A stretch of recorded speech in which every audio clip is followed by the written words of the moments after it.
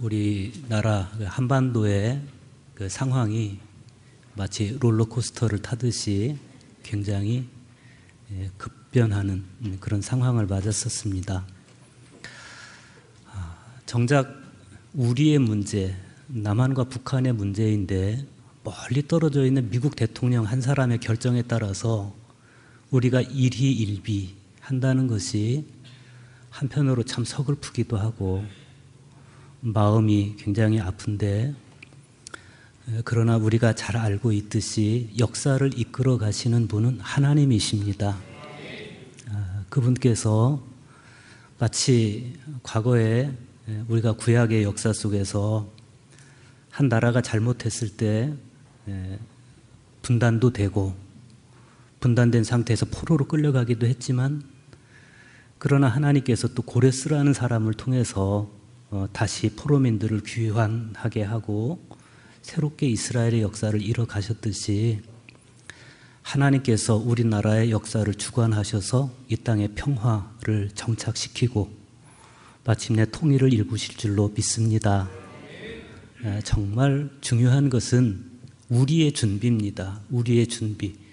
우리가 먼저 우리 가슴에서 분단의 장벽, 철조망을 걷어내야 될 것이고, 그래서 정말 통일된 나라에서 하나된 국민으로 살아갈 수 있는 내적 준비, 그것이 우리 안에서 성숙하게 되면 하나님께서 우리에게 평화와 통일의 여정을 반드시 허락하실 것이다.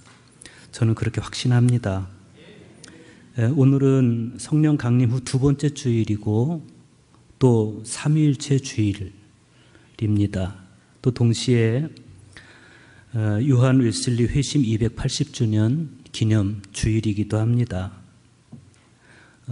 오늘 우리가 맞이한 이 삼위일체 주일은 교회력에 있어서 종합적 축제다, 이렇게 말할 수 있습니다. 왜냐하면 하나님께서 펼쳐가시는 구원 역사의 새 차원으로 오늘 우리 모두를 안내하고 있기 때문에 그렇습니다. 구원 역사의 새 차원이라고 하는 것은 다름 아닌 성부와 성자와 성령님의 차원입니다. 창세기 3장에 보면 인간이 불순종과 불신앙으로 말미암아서 타락하고, 타락과 동시에 하나님께로부터 분리되는, 그리고 하나님의 형상을 잃어버리는 그런 형벌에 빠지는 장면이 잘 나오고 있습니다. 이 비극으로부터 사람을 구하려는 하나님의 사역은 태초에 천지를 창조하실 때, 그때 삼위일체 하나님의 사역이 그러했듯이 성부와 성자와 성령의 차원에서 진행이 됐습니다. 교회력은 이 삼위일체 하나님의 구원 사역의 차원을 시간의 흐름 속에서 단계적으로 하나씩 조명해 주고 있습니다. 그 시간의 흐름 속에서 우리는 예수 그리스도의 탄생도 보았고, 그분이 처음 세상을 향해서 예수 그리스도가 막 드러나는 순간도 보았고, 그분이 광야에서 40일간 금식하시고 공생애를 시작하시는 장면도 보았고, 그분이 고난당하고 죽는 모습도 보았고, 부활하시고 승천하시는 모습도 보았고, 그 시간 속에서 성령께서 임하시는 모습도 보았어요. 이렇게 하나님께서 이루시는 구원의 사역을 시간적으로 끊어서 들여다보는 그것을 교회력이라고 하는데, 오늘은 그 교회력의 흐름 속에서 삼위일체 하나님을 보게 됩니다. 이렇게 왜 우리가 삼위일체 하나님을 바라봐야 되는가 하면, 삼위일체 하나님의 구원의 사역, 삼위일체 하나님의 차원에서 구원 사역을 보지 않으면 자칫 우리는 무한히 크신 하나님의 구원 사역을 단편적으로 접할 수밖에 없게 되고, 그러다 보면 하나님의 뜻으로부터 벗어나서 자칫 본질적인 틀에서 벗어나고, 그래서 아주 법적인 신앙인으로 전락할 가능성이 많습니다. 예를 들어서 구약시대의 출애굽 사건과 시내산 언약, 그리고 예수 그리스도의 순환과 죽음, 그리고 부활과 승천으로 이어지는 파스카의 신비, 즉 구원의 은총은 그 구원의 은총 자체를 바라볼 것이 아니라 그 구원의 은총을 가능하게 한 원초적 근원을 알 때에만 비로소 우리가 명료하게 이해할 수가 있습니다. 그러면 그 구원의 은총이 가능하게 된 원초적 근원, 그 근원은 어디입니까? 성경에 기록된 모든 구원의 원천은 철저하게 삼위일체 하나님께로 모아지고 있습니다. 우리는 처음 창조로부터 시작된 인류 역사 속에서 서서히 모습을 드러내는 사랑과 생명의 순환 사건이 삼위일체 하나님, 즉 성부와 성자와 성령이라는 원천에서부터 출발되었다라고 하는 것을 잘 알고 있습니다. 성부 하나님께서 이루신 파스카 은총, 즉 구원의 은총과 성자 예수 그리스도의 성육신, 그리고 그분께서 당하신 순환과 죽음, 그리고 부활과 승천, 그리고 성령 강림이라고 하는 삼위일체 하나님 안에서 벌어진 이 구원의 원천에서 인류 구원 사건이 흘러내렸습니다. 단테가 자신의 그리스도인으로서의 영성과 고도의 예술적 직관을 통해서 자신이 내세를 여행한 신학적 대서사의 결론으로 모든 것을 삼위일체 하나님의 신비에 귀결시킨 것을 우리가 잘 알고 있죠. 단테는 신곡 천국편 제33가 85-87에서 이런 고백을 합니다. 그 깊이 속에서 나는 보았노라. 조각조각 우주에 흩어져 있던 것들이 사랑으로 한 권에 엮여져 있는 것을. 이게 이제 단테가 보았던 하나님의 구원 사역인데, 마찬가지로 우리가 성경을 조각조각 끊어서 보면, 나누어서 보면 산만하게 흩어져서 부분적으로 알 수밖에 없는 하나님의 은총을 구원의 원천이신 삼위일체 하나님 안에서 들여다보면 모든 것이 하나로, 한 덩어리로, 그리고 본질적으로 우리 눈에 보이기 시작을 하는 겁니다. 단테의 이 고백 안에서 만나는 삼위일체 하나님은 딱딱한 신학적 탐구를 통해서 만나는 그런 하나님이 아니고 우리가 부드럽게 침잠할 수 있는 무한한 사랑의 대양 같으신 하나님이십니다. 성경 역시도 우리에게 엄격한 신학적 하나님보다는 부드럽게 조화를 이루고 있는 삼위일체 하나님을 전해주고 있습니다. 예를 들어서 요한복음 1장을 보면 세례 요한이 성령이 비둘기같이 하늘로부터 내려와서 예수님 위에 머무는 장면을 보면서 그 하나의 장면 속에서 삼위일체 하나님을 고백하는 걸 볼 수가 있어요. 나도 그를 알지 못하였으나 나를 보내어 물로 세례를 베풀라 하신 그의, 이 성부 하나님입니다. 그의가 나에게 말씀하시되 성령이 내려서 누구 위에든지 머무는 것을 보거든. 여기 성령이 등장하죠. 그가 곧 성령으로 세례를 베푸는 이이신 줄 알라 하셨기에 내가 보고 그가 하나님의 아들이심을 증언하였노라. 여기 성자 예수님이 나오죠. 이렇게 이 예수님께서 세례 받으시고 예수님 위에 성령이 강림하시고 그리고 하늘로부터 소리가 성부 하나님의 소리가 들려오는 장면을 보면서 세례 요한은 거기서 삼위일체 하나님을 봐요. 그런가 하면 마태는 똑같은 장면에서 하늘이 열리고 성령이 비둘기같이 성자 예수님 위에 강림하셨으며 하늘로부터 이는 내 사랑하는 아들이요 내 기뻐하시는 자라 하시는 성부 하나님의 음성이 들려왔다. 이렇게 기록을 하고 있어요.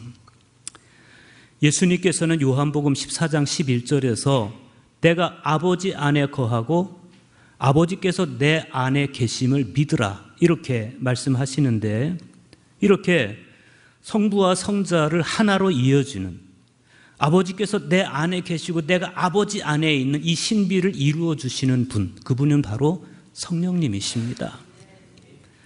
성자는 성령의 역할을 통해서 아버지를 알고, 성부는 성령의 역할을 통해서 성자와 함께 계시는, 그리고 오늘 저와 여러분 역시 삼위일체 하나님 안에 견고하게 머물게 하는 그 모든 역할은 성령님의 힘이십니다. 예수님은 오늘 복음서에서 니고데모와의 대화를 통해서 그런 사실을 더 선명하게 우리에게 말씀해 주십니다. 오늘 복음서의 말씀은 이렇게 시작됩니다. 그런데 바리새인 중에 니고데모라 하는 사람이 있으니 유대인의 지도자라. 어느 날 니고데모라고 불리는 사람이 예수님을 찾아오면서 대화가 시작됩니다. 이 니고데모는 공관복음서에는 없고 요한복음에 3번 나타나요. 요한은 이 니고데모를 유대인의 지도자라고 소개하는데 지도자를 의미하는 헬라어는 아르콘입니다. 아르콘. 그런데 이 아르콘은 산헤드린 의회 의원을 의미하는 단어입니다.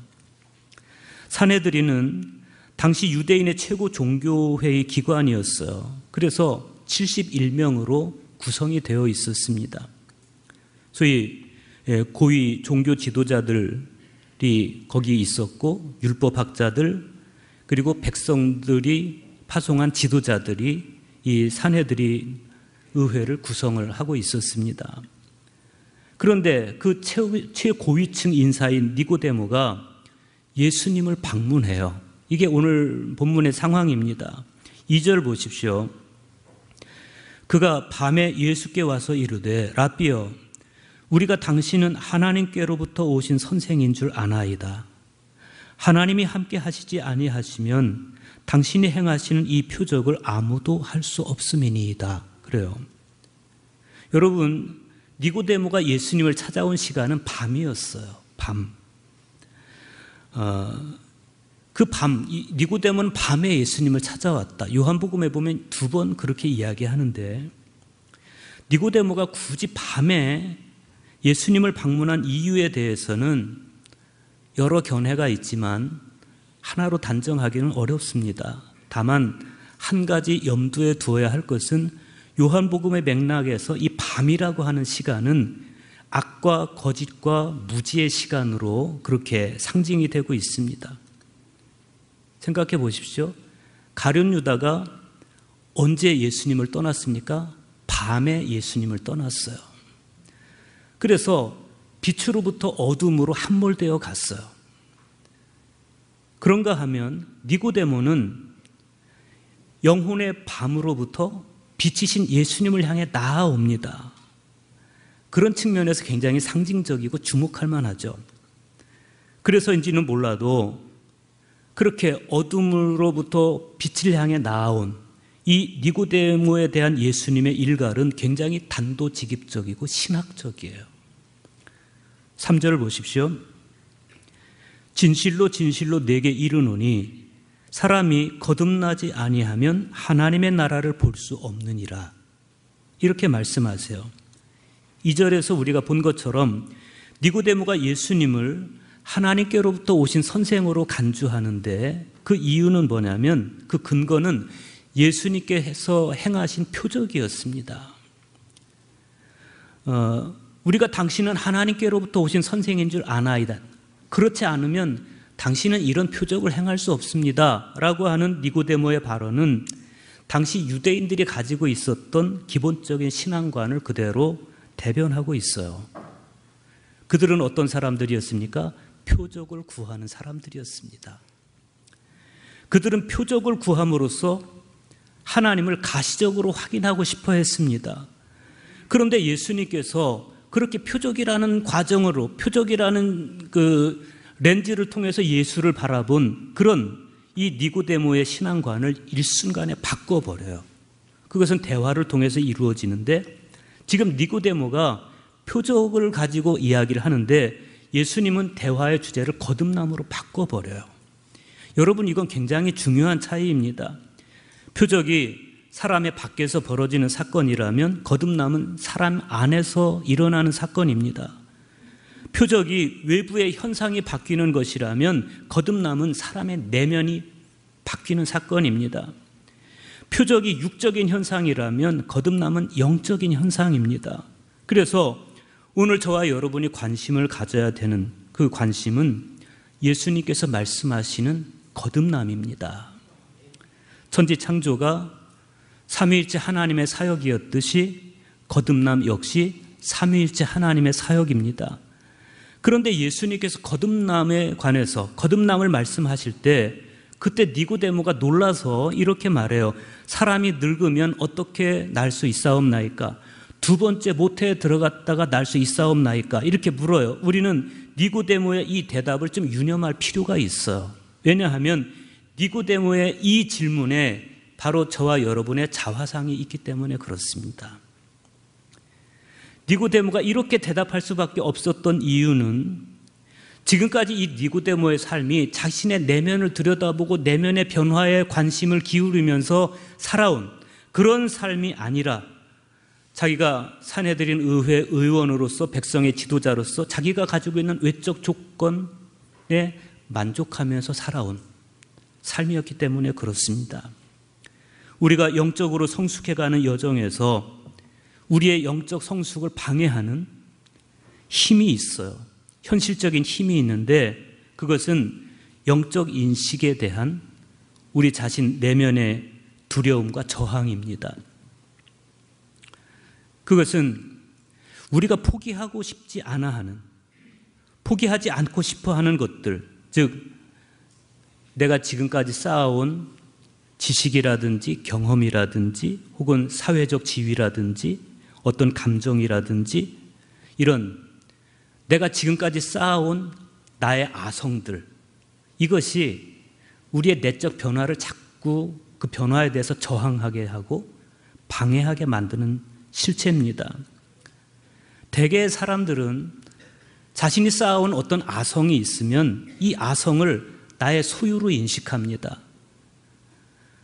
그리고 그것을 나라고 하는 개인 실존의 정체성으로 삼아버리고 맙니다.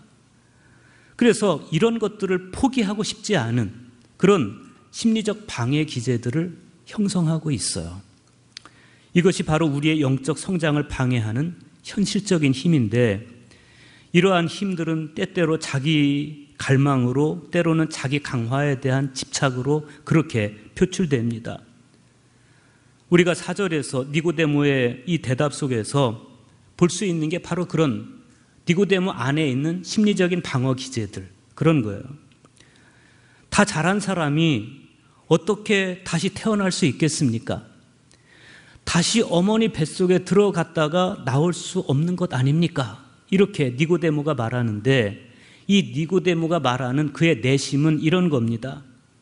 이미 이스라엘 사람으로 태어나서 양육받은 이것보다 더 훌륭하게 양육받을 수 있는 것이 뭐가 있단 말입니까? 그런 뜻이에요. 사실 니고데모의 이 문제는 바로 저와 여러분의 문제이기도 합니다. 그런데 예수님께서 이렇게 말씀하십니다. 진실로 진실로 내게 이르노니 사람이 물과 성령으로 나지 아니하면 하나님의 나라에 들어갈 수 없느니라. 거듭남이라는 주제에 니고데모가 굉장히 예민하게 반응하는데 그런 니고데모의 모습을 보면서 예수님께서 새로운 차원에서 설명해 주시는데 그 새로운 차원의 핵심은 뭐냐면 물과 성령이었습니다. 물에 대한 여러 가지 해석들이 있습니다. 일반적으로 물은 뭘 상징하는가 하면 세례를 상징합니다. 복음서에 보면 물과 성령이 세례와 관련해서 항상 나란히 언급되고 있어요.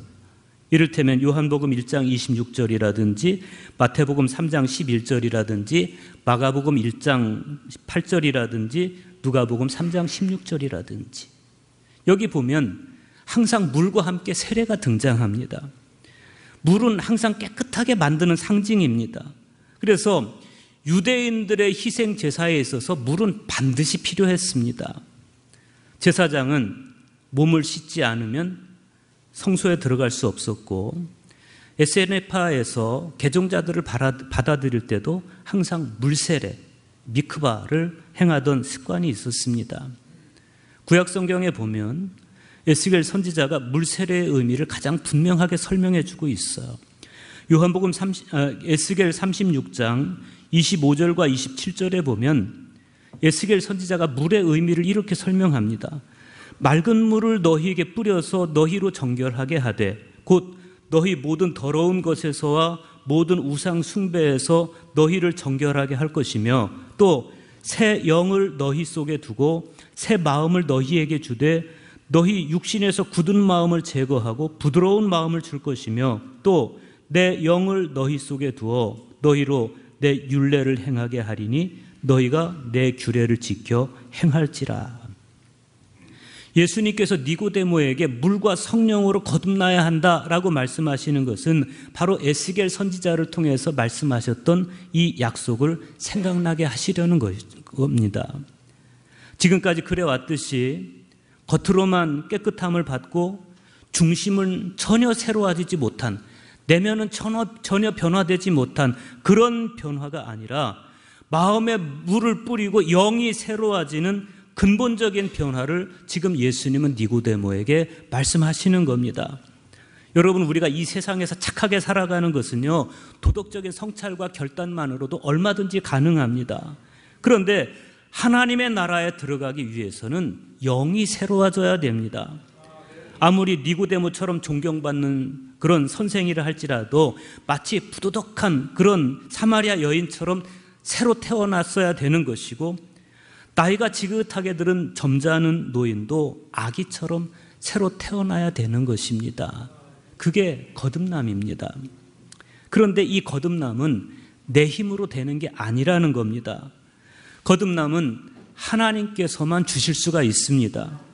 6절에서 8절에서 예수님께서 그 이야기를 하십니다. 육으로 난 것은 육이요 영으로 난 것은 영이니 내가 네게 거듭나야 하겠다 하는 말을 기이히 여기지 말라. 바람이 임으로 불매 네가 그 소리는 들어도 어디서 와서 어디로 가는지 알지 못하나니 성령으로 난 사람은 다 이러하니라 그랬어요. 육으로 난 것은 육의 한계를 넘을 수가 없습니다. 설령 니고데모가 어머니 뱃속에 2번만 들어갔다 나오는 것이 아니고 100번을 들어갔다 나온다 할지라도, 그러나 니고데모가 영적으로 다시 태어나지 않으면 육으로 난 것은 육일 뿐입니다. 위로부터 바람이 불어와야 되는 겁니다. 거듭난다라고 번역된 헬라어는 아노덴이라고 하는데 문자적 의미로 보면 위로부터 난다, 그런 뜻이에요. 위로부터 난다. 그러니까 진정한 거듭남은 위로부터 오는 것, 즉 하나님께로부터 시작되는 것입니다. 그것을 세례 요한은 이렇게 표현했습니다. 나는 물로 너희에게 세례를 주었거니와 그는 누굽니까? 예수님. 그는 성령으로 너희에게 세례를 주시리라. 물 세례가 외형적이고 객관적인 구원의 사건이라면 성령 세례는 내면적이고 주관적인 구원 사건입니다. 우리는 이 지점에서 삼위일체 하나님의 신비를 볼 수 있습니다. 이 구원 사건, 이 거듭남이라고 하는 구원 사건은 위로부터, 그러니까 성부 하나님께로부터 시작되었습니다. 교만과 불순종으로 인해서 하나님께로부터 분리되고 하나님의 형상을 상실해버린 이 인간들을 구원하기 위해서 성부 하나님께서는 성자 예수 그리스도를 보내셨습니다. 성자 예수 그리스도는 십자가 사건을 통해서 잃어버린 하나님의 형상을 회복시켜 주셨고, 그리고 예수님께서 보내신 성령께서는 하나님께로부터 분리된 인간을 다시 하나님과 일치를 이루게 하셨습니다.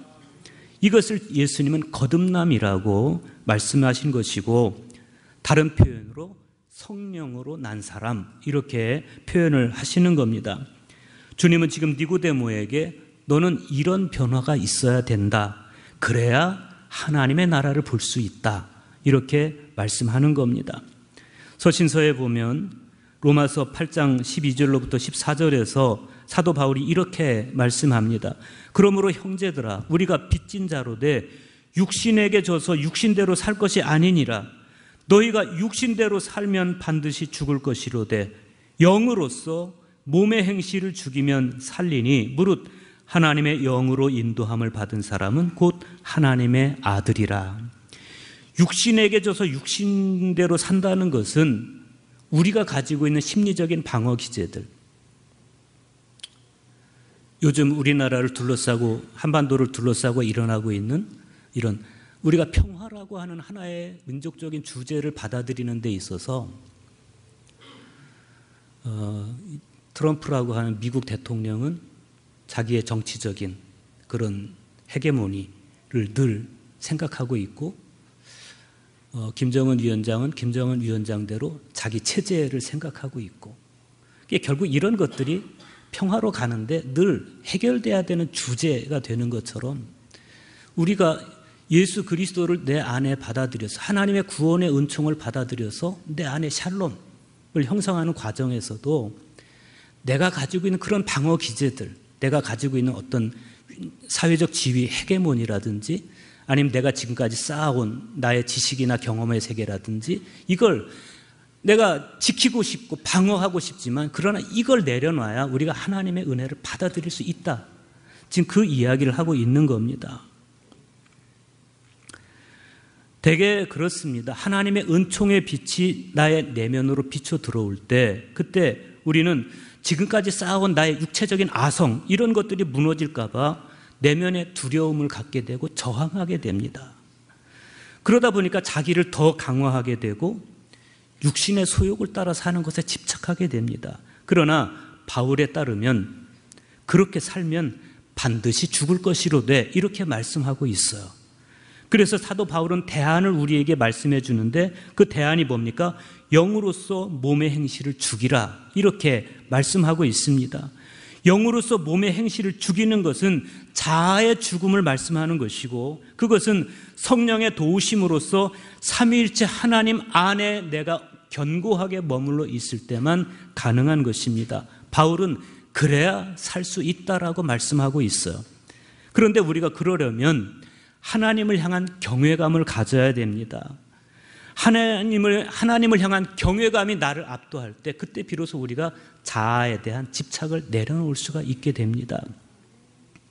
지난 2000년 동안 우리 그리스도교 예배에서 가장 많이 불린 성가를 꼽는다면 상투스를 둘 수가 있어요. 상투스. 상투스는 라틴어로 거룩하시도다 그거예요. 그래서 우리가 성찬 예배를 할 때도 우리가 상투스를 부르죠. 거룩, 거룩, 거룩. 이 찬양에 예배의 본질이 있어요. 이게 중요한 찬양입니다. 우리가 영광을 바칠 대상은 오직 거룩하신 하나님, 삼위일체 하나님밖에 없습니다. 우리가 거룩하신 하나님 앞에서의 경외감에 사로잡힐 때 비로소 자아에 대한 집착의 끈을 놓을 수가 있습니다. 오늘 우리가 같이 읽은 구약의 말씀 이사야 6장 1절에서부터 3절의 말씀이 우리에게 바로 그런 경험을 했던 한 사람을 우리에게 보여주고 있어요. 거룩하신 하나님 앞에서의 경외감에 압도되어서 마침내 자기를 들여다볼 수 있었고 자기라는 끈을 놓을 수가 있었던 이사야라는 사람입니다. 이사야 6장 1절에서 3절 보십시오. 우시아 왕이 죽던 해에 내가 본즉 주께서 높이 들린 보좌에 앉으셨는데 그의 옷자락은 성전에 가득하였고 스랍들이 모시고 섰는데 각기 6 날개가 있어 그 둘로는 자기 얼굴을 가리었고 그 둘로는 자기 발을 가리었고 그 둘로는 날며 서로 불러 이르되 거룩하다 거룩하다 거룩하다 만군의 여호와여 그의 영광이 온 땅에 충만하도다 하더라. 하나님께서 높은 보좌에 앉으셨다는 것은 하나님의 존엄에 대한 문학적인 묘사이고 하나님의 옷자락이 성전에 가득했다는 것은 하나님의 존엄이 성전에 가득했다는 사실에 대한 문학적인 수사입니다. 그런데 이사야의 하나님 경험이 여기서 끝나지 않습니다. 그때 스랍들의 합창소리가 들려옵니다.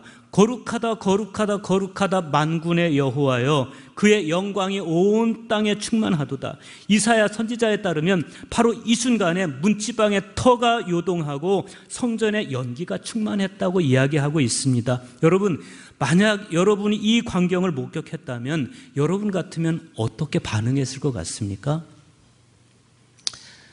저 같으면 죽었을 것 같습니다. 너무 놀라서 심장마비 일으켜서 죽었을 것 같아요. 여러분은 제가 그렇게 이야기해도 굉장히 지금 편안한 표정으로 앉아 계시지만 이사야 선지자는 이 순간에 그러지 못했습니다. 하나님의 경외감에 압도되는 그 순간은 이사야 선지자도 자기 정신이 아닌 겁니다. 그래서 뭐라고 절규합니까? 화로다 나여 망하게 되었도다. 나는 입술이 부정한 사람이요 나는 입술이 부정한 백성 중에 거주하면서 만군의 여호와이신 여호와를 배웠음이로다. 여러분, 저도 여러분도 이 경험에, 이 경외감에 사로잡히기를 바랍니다.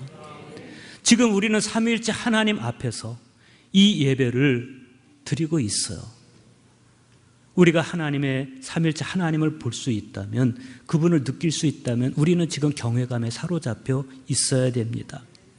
삼위일체 하나님 앞에서의 경외감, 이 경외감이 있을 때 그때 비로소 우리는 그동안 내가 절대로 포기하지 않고 싶어 하던 자기 아성과 자아에 대한 집착 이런 것들을 내려놓고 비로소 성전으로서의 삶을 살기 시작하는 겁니다.